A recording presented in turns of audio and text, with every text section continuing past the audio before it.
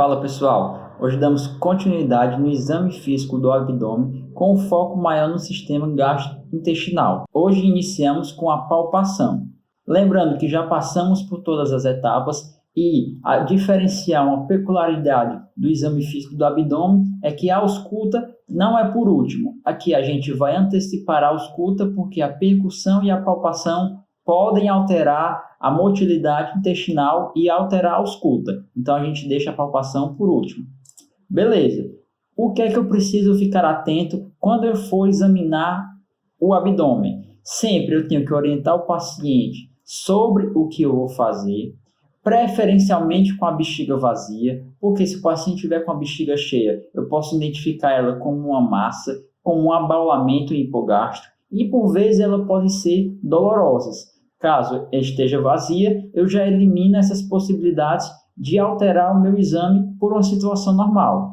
O paciente é em decúbito dorsal, com os braços ao lado do corpo. Muitas vezes a gente vai ver que os pacientes querem que a gente examine ele com os braços na cabeça. E isso vai alterar a resistência abdominal. A gente vai discutir mais sobre isso.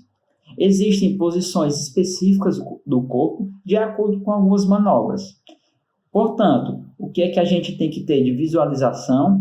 Desde as cristas ilíacas, das espinhas ilíacas antero-superior até logo abaixo da região mamilar, porque existem essa região de transição tóraco-abdominal que eu também identifico como abdômen e eu também vou fazer o exame. Portanto, uma posição ideal é com o paciente relaxado, cabeça deitada no travesseiro, deitada na maca, com os braços ao lado do corpo. Vamos ver então na prática como a gente pode expor o paciente de maneira adequada. Sempre a gente vai pedir a permissão do paciente para examinar e vai sempre orientar do que vai fazer. Vamos expor, eu prefiro pedir para o paciente se expor. A gente tem que visualizar a região das cristas ilíacas, das espinhas ilíacas, posicionar o paciente de maneira adequada e deixar exposto somente aquela região que a gente vai examinar. Isso é uma semiotécnica adequada para o exame físico do abdômen. Certo, o que é que eu preciso relembrar de ter noção da anatomia da parede abdominal? A gente pode fazer divisões em 4 quadrantes, em quadrante superior direito, esquerdo, quadrante inferior direito e esquerdo. Ou, mais adequadamente, para fazer uma descrição dos nossos achados, eu divido a porção em 9 porções.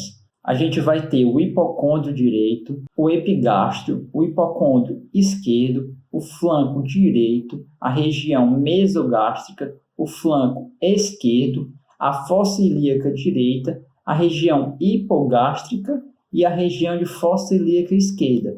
Eu prefiro essa divisão tanto para fazer a exploração da parede, quanto para anotar o registro dos achados. Portanto, aqui eu tenho uma correlação com os espaços anatômicos, então eu vejo aqui como fazer essa divisão desses 9 quadrantes, e aqui uma relação com as estruturas. Eu tenho que sempre chamar a atenção para a região do reto abdominal, porque às vezes o paciente tem um reto abdominal mais desenvolvido, e eu vou tomar esse cuidado na hora que eu estiver fazendo a palpação, porque o tônus muscular aumentado desse músculo pode dificultar a minha palpação, camuflando, portanto, algum achado. Inclusive, até na percussão, a espessura muscular pode alterar um pouco, então eu tenho que ficar atento na topografia dessa musculatura. Muito importante, sempre que você for palpar o paciente, antes disso, pergunte aonde o paciente tem dor. Veja bem, pense que for você está com dor na região de fossa ilíaca direita. Você vai ser examinado por médico. O médico chega e já palpa a sua fossa ilíaca direita onde está doendo. Bem, é uma situação, pelo menos para mim, desagradável. Portanto, o que é que eu oriento? Você vai examinar seu paciente. Seu José, onde é que dói? Ele vai dizer ali na fossa ilíaca direita, ele vai apontar para você. Certo, você vai começar o exame por onde? Pelo lado contralateral, deixando por último a região dolorosa, para você ir ganhando a confiança do paciente com aquela palpação superficial e depois explorar a região dolorosa adequadamente. Além disso, o que a gente precisa? O paciente tenso, ele vai ficar com a barriga rígida na forma de se defender da sua palpação, porque o abdômen está dolorido. Se você iniciar por aquela região, se você for explorar aquela região e não distrair o paciente, ele vai estar com o que a gente chama de defesa abdominal, um aumento da resistência de forma voluntária, e isso vai dificultar o seu exame. Portanto, converse com o paciente, peça para ele respirar fundo, porque ele vai ficar concentrado no seu movimento respiratório e você vai palpando. E qual a divisão da palpação do abdômen? Eu gosto de seguir uma divisão que diferencia a palpação superficial com alguns objetivos, a palpação profunda, basicamente, para a gente palpar os órgãos ou alguma massa específica, e algumas manobras especiais que são úteis para alguns achados. Vamos ver ela na sequência. Quais são os objetivos gerais do exame da palpação abdominal? Eu avaliar o estado da parede abdominal, como ela está, quais as características semiológicas, avaliar se existe dor, se existe uma sensibilidade alterada, sensibilidade dolorosa, sensibilidade a tato, a pressão, e fazer uma avaliação anatômica das vísceras. A víscera está aumentada de tamanho, está diminuída, a víscera é palpável ou não é palpável, quais as características dessa víscera. E assim a gente resume. Se eu vou palpar o abdômen do paciente, eu quero ver como é que está a parede, eu quero ver se tem dor e eu quero ver como estão as vísceras, como estão os órgãos. Agora a gente vai entrar mais profundamente na palpação superficial nessa aula. Portanto, vou iniciar a palpação. Eu tenho dois momentos principais, superficial e profunda. Quando eu for fazer a palpação superficial, em que eu vou utilizar a região palmar, a face ventral dos dedos, a face hipodigital, a face tenar e hipotenar, é ideal que eu utilize a mão toda. Para quê? Para eu pesquisar a sensibilidade, a resistência da parede abdominal, utilizar a região mais adequada para identificar as pulsações e lesões de continuidade da parede. Portanto, qual é a maneira mais adequada de eu fazer essa palpação? Observe um exemplo aqui que eu gostei. Seria com a face ventral dos dedos, pesquisando a região abdominal, tanto fora do reto abdômen, quanto na região do abdômen. Sempre lembrar de conversar com o paciente para distraí-lo, perguntar onde é o local doloroso e começar pelaquele local que não é doloroso. Você vai fazer a palpação superficial para buscar essas características e vai observar na face do paciente se ele demonstra algum processo doloroso quando você palpa uma das 9 regiões. Você vai deixar aquela região dolorosa por último e naquela região você vai pesquisar de forma mais adequada, sempre observando a expressão do paciente. Por quê? Porque se você palpou com uma certa intensidade aquela região, ele vai ter uma reação em 5. Vamos quantificar. Se você palpou com mais força, ele vai ter uma reação maior. E assim você consegue já mentalizar a sensibilidade daquela região.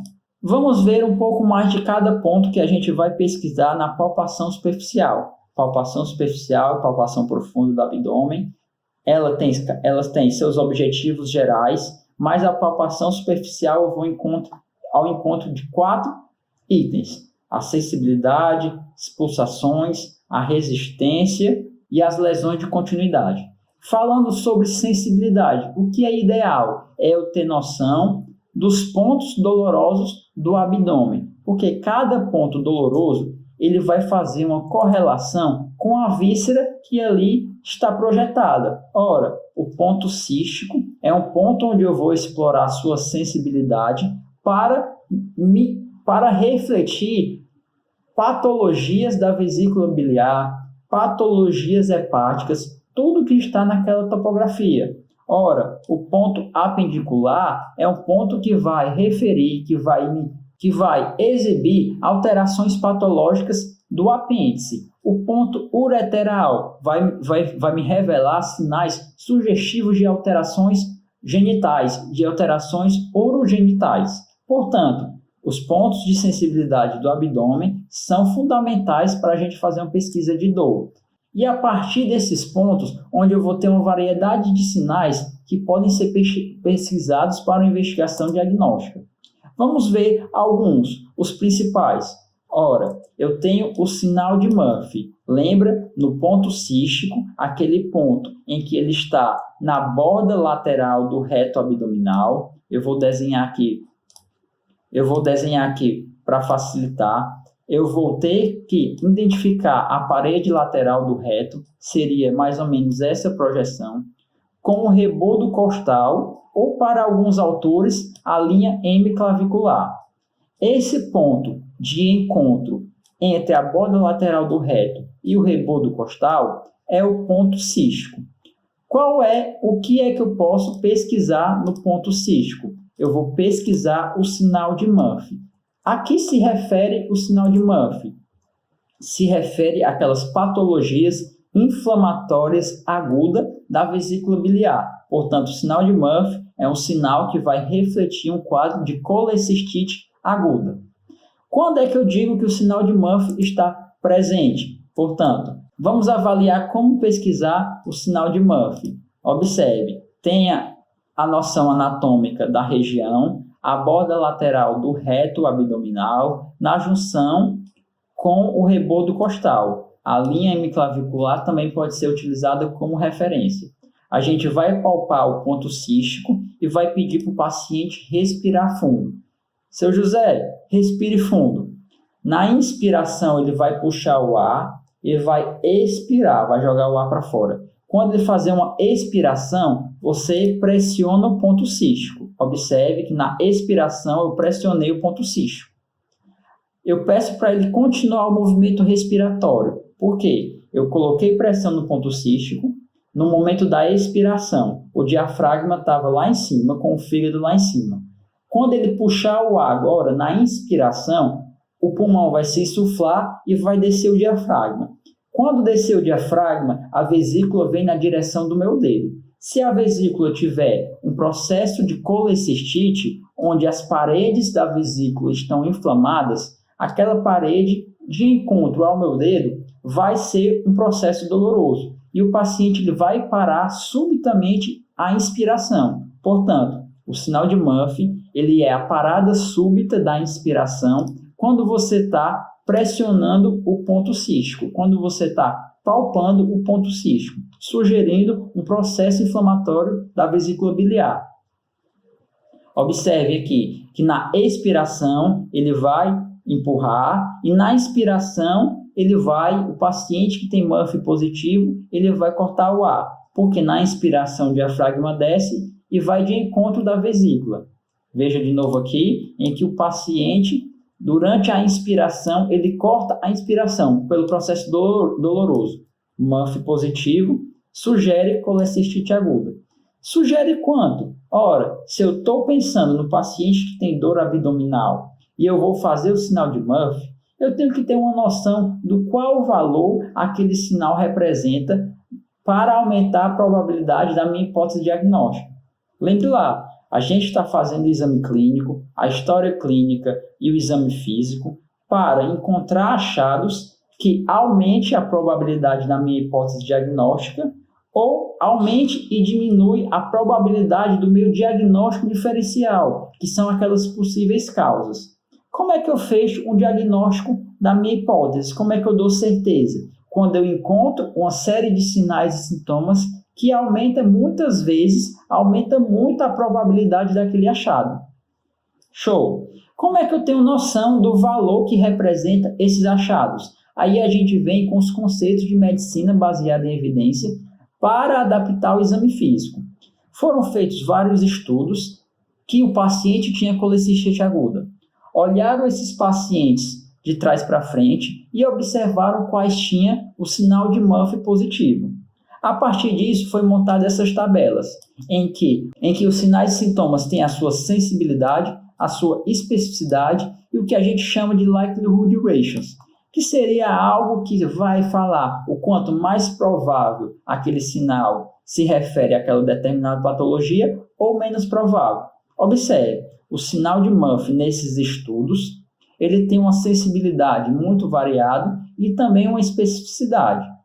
Ora, mas quando ele está presente, ele aumenta a probabilidade da minha hipótese de colecistite aguda em 3,2. Ora, o que é que se refere a esse likelihood ratios? Se a gente tem cálculos matemáticos que ele vai dar uma porcentagem de quanto aumenta a probabilidade. Vamos ver, estamos falando da probabilidade de colecistite aguda. Examinei o meu paciente. A probabilidade, se ele tiver Murphy positivo, aumenta em torno de 20 a 25% a minha hipótese diagnóstica. Então, eu estou com um paciente lá que ele tem uma história adequada, então ele já tem uma alta probabilidade de ter. Ele tem fatores de risco, então ele tem uma alta probabilidade pré-exame de ter colecistite aguda. No exame físico, ele tem dor em hipocôndrio direito e ele também tem sinal de Murphy positivo. Se eu pensei que ele tinha 40% de chance de ter antes do exame físico, quando eu fiz sinal de Murphy positivo, ele aumentou mais 25%. Então, já foi lá para 65% a probabilidade da minha hipótese diagnóstica. E assim, eu consigo pensar no quanto que aquele determinado sinal ajuda ou não na minha hipótese diagnóstica. E isso são os conceitos de exame físico baseado em evidências sobre o sinal de Murphy. Tranquilo. Outro sinal bastante utilizado na prática, bastante pesquisado, é o sinal de Bloomberg. O sinal de Bloomberg, ele é pesquisado no ponto de McBurney, aquele ponto apendicular. E quando eu caracterizo como Bloomberg positivo? Quando eu tenho uma dor que piora na descompressão brusca no ponto apendicular. E isso sugere apendicite aguda, um processo inflamatório do apêndice secal. Então, eu vou encontrar o ponto apendicular, eu traço uma linha entre a cicatriz umbilical e a crista ilíaca superanterior. Eu divido essa porção em 3/3 e eu encontro a junção do terço distal com o terço médio é o ponto apendicular. Se eu fizer a compressão desse ponto e uma descompressão brusca, se o paciente tiver uma dor que piorou na descompressão, ele tem sinal de Bloomberg. Agora, cuidado! Algo que é muito confundido na prática é o sinal de Bloomberg com uma descompressão brusca que pode ocorrer em qualquer região do abdômen. A descompressão brusca fala a favor do processo de peritonite. A descompressão brusca no ponto apendicular, no ponto de McBurney, sugere uma peritonite localizada na região apendicular. Portanto, sinal de Bloomberg fala a favor de apendicite aguda, mas quando eu falo de descompressão brusca em outra região, eu não estou falando de Bloomberg, eu estou falando de uma peritonite naquela determinada região. Portanto, para ter o cuidado de diferenciar o sinal de Bloomberg da descompressão brusca, vamos demonstrar aqui.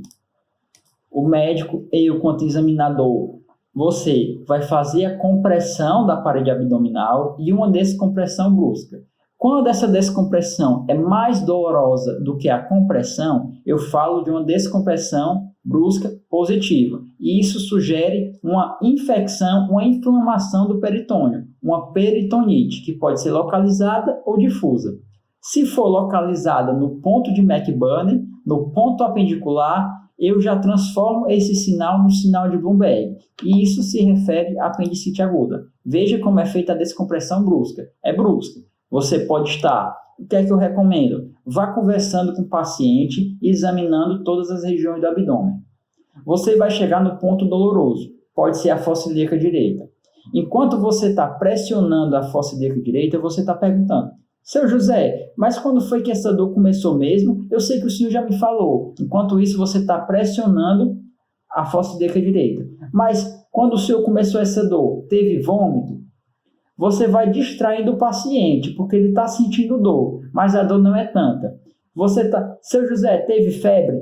Você faz a descompressão brusca. Nesse momento, você observa a reação do paciente.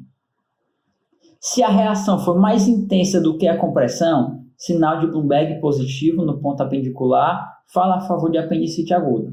Dessa mesma forma, distraindo o paciente, você pode pesquisar peritonite em qualquer região do abdômen. Eu te recomendo isso porque muitas vezes o paciente pode estar forçando a rigidez da musculatura. Ele vai te atrapalhar, ele não vai deixar você examinar, o seu exame físico vai estar prejudicado porque você não está sabendo lidar com o processo de dor do paciente. Então, você tem que ter essa perspicácia de distrair o paciente. E é disso que eu estou falando, da resistência abdominal. Qual é a resistência padrão da musculatura do abdômen? É a resistência de um músculo descontraído. Se você pegar qualquer musculatura, é como você deve avaliar o abdômen do seu paciente. Existem situações em que o paciente pode fazer uma rigidez voluntária, ele voluntariamente está colocando uma maior tônus no reto abdominal, que isso pode ser só uma defesa ao exame. Ora, meu paciente, minha barriga está doendo, o médico vai vir examinar minha barriga, eu não quero que o pessoal toque na minha barriga. Isso é uma defesa abdominal, é um aumento da resistência de forma voluntária. Mas isso prejudica o meu exame. Então, o que é que eu tenho que diferenciar? Essa rigidez que eu estou sentindo é voluntária ou involuntária? É localizada ou é generalizada? Por quê? Porque essa irritação, essa rigidez, na verdade, é um reflexo visceromotor que, de forma involuntária, ela ocorre naqueles processos que tem uma infecção ou uma inflamação naquele peritônio, naquela região.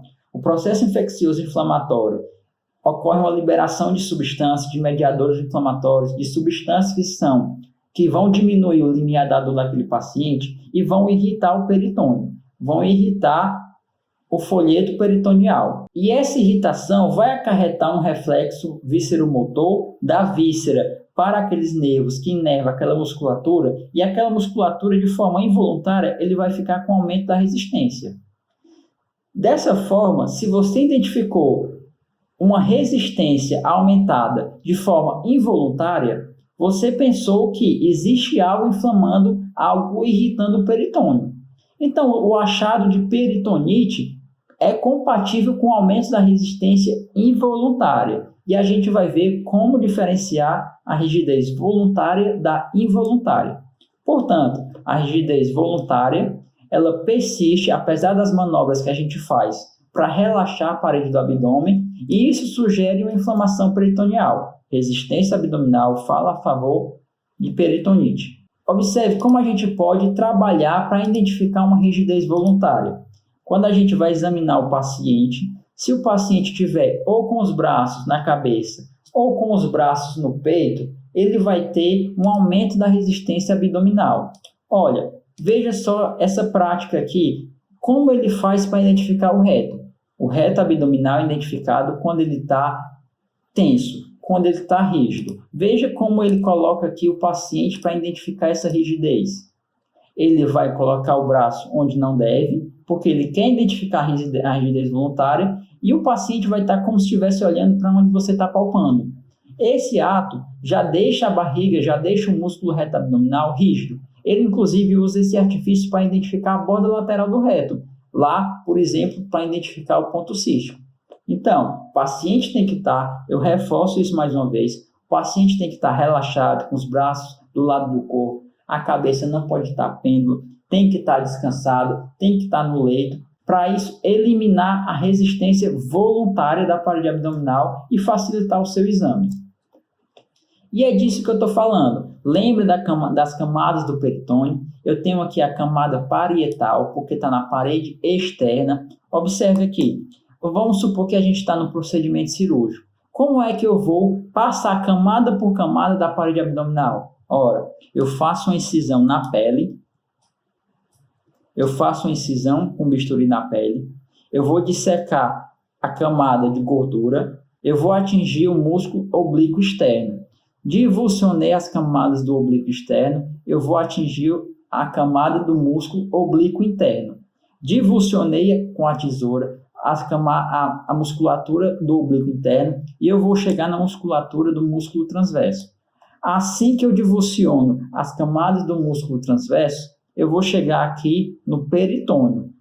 Ele está atrás da fáscia do músculo transverso. É a camada parietal do peritônio. E a partir disso, eu volto a falar do conceito de peritonite. Ora, quando é que eu vou ter um quadro clínico de peritonite? Eu trouxe aqui o trecho do livro, acompanhe. A descompressão dolorosa, aquela descompressão brusca, que a gente faz na palpação, se refere à dor expressa pelo paciente após o examinador pressionar uma área em que o paciente referiu dor. E de repente ele remove a mão, bruscamente. Quando a gente avaliar, a gente deve perguntar ao paciente se dói mais a compressão ou a descompressão. Aí eu te dou uma dica prática. Para você aumentar a sensibilidade, aumentar a capacidade de perceber isso, porque a dor é algo muito subjetivo. Então você vai, além de perguntar para o paciente, você vai observar a reação dele. Por quê? Se for algo só que o paciente vai sentir muita dor, ele vai reagir de forma a tirar a sua mão, a reagir de forma a dar um grito, a de falar alguma coisa. E isso vai sugerir para você, sem mesmo perguntar, se o paciente tem uma dor que piora a descompressão ou não. Portanto, isso se refere a uma irritação do peritônio, uma peritonite. Se essa peritonite for localizada, repito lá para a gente memorizar, entender tudo, passo a passo direitinho que a gente está pesquisando. Se for uma peritonite, uma descompressão brusca positiva, lá no ponto de McBurney, eu vou pensar em apendicite aguda. Tranquilo? Se for em outra região, ela pode ser localizada ou até difusa. E quando for difusa, esse peritonite está associada a uma rigidez abdominal involuntária de forma difusa.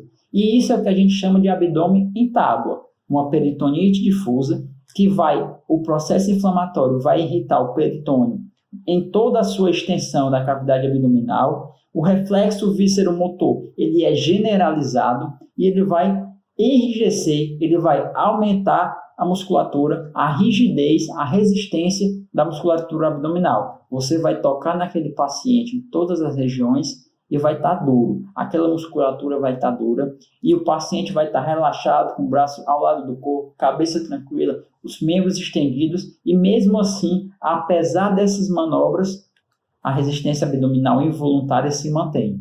Peritonite, esse paciente tem um potencial grave muito grande. Fica de olho. Portanto, se refere à inflamação do peritônio, que caracteriza a síndrome do abdômen agudo. E sempre lembre, é uma defesa porque o paciente tem dor ou é uma rigidez pela uma peritonite em que o reflexo vísceromotor está generalizado.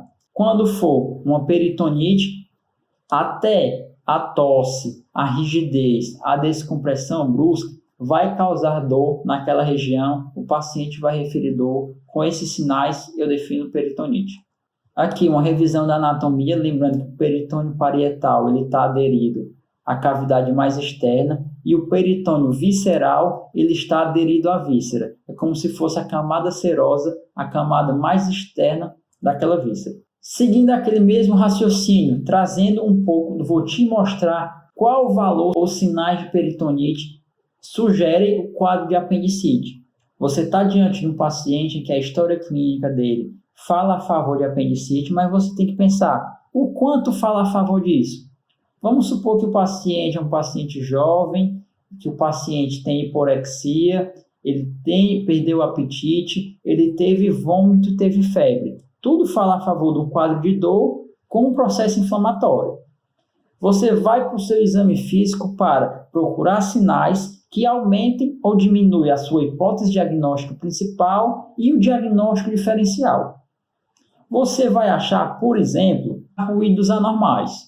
Tranquilo. Qual o valor de um ruído alterado no quadro clínico para detectar peritonite? Ora, ruído alterado para detectar peritonite não tem valor que aumente ou diminua a probabilidade do seu diagnóstico. Agora você vai buscar peritonite por meio da rigidez do abdômen. Você está identificando que o paciente tem uma rigidez involuntária. O quanto isso vai sugerir o seu diagnóstico de peritonite, que se for lá no ponto de McBurney, fala a favor de apendicite aguda? Ora, a sensibilidade da rigidez abdominal e a especificidade que pode chegar a 100%, ou seja, é muito específico a rigidez de peritonite, vai elevar a minha probabilidade de diagnóstico em 3,6. O que é isso? A rigidez aumenta quase 30%, de 25% a 30% a minha probabilidade daquele paciente estar com a peritonite. Repito, se a peritonite for localizada no ponto apendicular, o ponto apendicular que é um ponto doloroso que se refere ao comprometimento da víscera ali projetada. Qual é a víscera? É o apêndice. Então, você está construindo sua hipótese diagnóstica baseada no valor do que aquele sinal representa para você. Olha, se você está falando de peritonite, você está pesquisando sinais que reforcem a sua hipótese de peritonite, sons anormais não tem valor que aumente ou diminui a sua probabilidade da sua hipótese. Agora, se você tem rigidez, aumenta bastante. E se você tem aquela descompressão brusca, aumenta mais ainda. Então, vamos supor que você está pensando em peritonite, você vai para o exame físico e você identifica a rigidez abdominal involuntária, que aumenta mais 25% a sua hipótese. E você ainda identifica descompressão brusca positiva, que aumenta mais 15%. Então, você está tornando a sua hipótese diagnóstica cada vez mais provável. E dessa forma funciona o raciocínio clínico. Dessa forma, você chega às suas hipóteses diagnósticas de forma mais adequada, aumentando a probabilidade da sua hipótese diagnóstica principal e diminuindo a probabilidade do diagnóstico diferencial. Ou então, de forma humildemente, o inverso. Você pensou que a sua hipótese diagnóstica era X, mas os sinais clínicos falam a favor da hipótese Y que está no diagnóstico diferencial. Ok, você muda a sua hipótese principal e confirma por meio de outros sinais, por meio do exame complementar, e assim favorece você, favorece seu paciente. E como é que eu posso utilizar esses sinais para mensurar o quadro de gravidade do paciente? Veja, o paciente ele pode ter apendicite no estágio inicial, em que ele não vai ter uma peritonite localizada na fossa ilíaca direita inicialmente. Ele vai ter uma dor, que é a dor do tipo visceral verdadeira, em que é uma dor imprecisa. No quadro inicial da apendicite aguda, ele não tem a dor localizada já na fossa ilíaca direita. Ele tem uma dor que é mal definida. Por quê? Porque a dor é visceral. Se eu tenho um paciente com apendicite aguda, que é a minha hipótese diagnóstica, mas ele não tem peritonite inicialmente, ora, o que é que eu espero? Que ali aquele processo esteja inicialmente, esteja no estágio inicial da doença. E é isso que eu vou demonstrar nesse vídeo, de uma videolaparoscopia, de um processo de apendicite aguda. Observe aqui como vai ficar, como vai ser o aspecto do apêndice. Observe aqui que por meio da pinça ele está dissecando o meso e veja como esse apêndice está rosinha, como ele está bem vascularizado. Observe como ele está com um aspecto quase que normal, apesar de estar um pouco inflamado com a hipervascularização. Mas o quadro clínico desse paciente não era de peritonite localizada, era um estágio inicial da doença, sem um sinal de Bloomberg adequadamente positivo. Por quê? Porque estava no começo. Agora observe esse outro vídeo aqui. Observe que existe muito sangue na cavidade, existe necrose do meso que recobre o apêndice e existe aqui uma necrose com perfuração do apêndice. Olha só, olha a correlação clínica do achado com o seu exame. Antes de você entrar na cirurgia, você viu que o paciente tem apendicite aguda e ele tem peritonite localizada ou mesmo difusa. Por quê? Porque você fez Bloomberg deu positivo, o músculo estava rígido, você fez aquelas manobras para tirar a rigidez voluntária e aquela rigidez continuou, portanto você tem certeza que aquela rigidez é involuntária. Fez um Bloomberg positivo, você viu até que existe peritonite em todo o abdômen. Esse estágio da apendicite que perfurou, ele jogou conteúdo fecal, jogou conteúdo inflamatório em toda a cavidade abdominal. Ora, qual vai ser o seu achado no exame físico? Vai ser achado de peritonite difusa, vai ser o seu achado de abdômen em tábua. Você, com o exame clínico, você consegue correlacionar com a gravidade do processo patológico. Veja a importância, portanto, de fazer essa pesquisa adequadamente, com o paciente relaxado, para favorecer o seu exame. Portanto, o grau de comprometimento ele pode ser revelado pelo exame físico. Inclusive, com a possibilidade de já estar identificando ali complicações, que é uma complicação da apendicite aguda na fase mais tardia. Além disso, a gente pode avaliar a continuidade da parede abdominal. Ora, o que pode ser diástase de reto, principalmente naquela paciente do puerpério, naquele estágio pós-gravídeo, uma fragilidade da musculatura pode acarretar essa diástase, que é essa abertura, é essa separação da musculatura. A gente pode identificar também as hérnias, que é aquela protrusão pelo anel herniário de algum conteúdo intracavitário. Ora, por exemplo, aqui a gente vê uma alça de intestino delgado que está saindo pelo anel herniário, caracterizando uma hérnia abdominal, nessa topografia do canal inguinal, portanto uma hérnia inguinal. E a gente vai fazer essa palpação, tentando identificar esses abaulamentos, que pode ser na região inguinal, na região femoral, na região umbilical ou até mesmo epigástrica, fazendo aquela palpação para encontrar abaulamento e pensar na possibilidade de hérnias.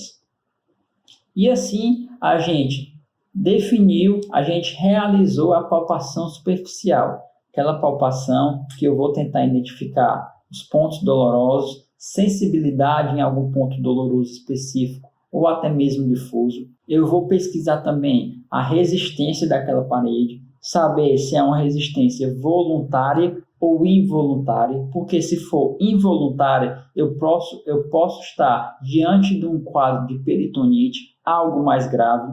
Eu vou pesquisar também continuidade da parede, atrás de diástases, atrás de hérnias abdominais. E assim, depois dessa palpação superficial, a gente vai para a palpação profunda. Na próxima aula, a gente vai tentar identificar os órgãos e avaliar questões anatômicas de órgão e massas na cavidade abdominal. Até a próxima, manda sua dúvida e até já!